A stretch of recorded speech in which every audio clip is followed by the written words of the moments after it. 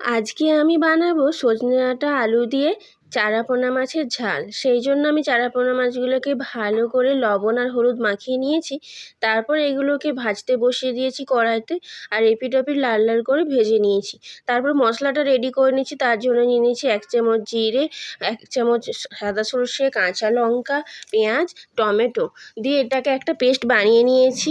আর এদিকে মাছটা তুলে নিয়ে ভাজতে বসিয়ে দিয়েছিলাম সজনে ডাঁটা আর আলুটা। একটু লবণ আর হলুদ দিয়ে ঢেকে কিছুক্ষণ ভেজে এটাকেও তুলে নিয়েছিলাম। তারপর কড়াইতে দিয়ে দিয়েছিলাম সামান্য তেল দেওয়ার পর মশলাটা দিয়ে দিয়েছিলাম। মশলাটা ভালো করে কষিয়ে লবণ আর হলুদ লঙ্কা গুঁড়ো দিয়ে তারপর এটা জল দিয়ে আরেকটু কষিয়ে নিয়েছিলাম। তারপর বেশি করে জল দিয়ে জলটা ফুটতে দিয়েছিলাম। জলটা ফুটে ওঠার পর দিয়ে দিয়েছিলাম ভেজে রাখা মাছ, সজনে ডাঁটা, আলু। জলটা গাঢ় হয়ে গেলেই রেডি। উপর থেকে ধনেপাতা কুচি ছড়িয়ে দিয়েছিলাম। তো চলুন, টাটা।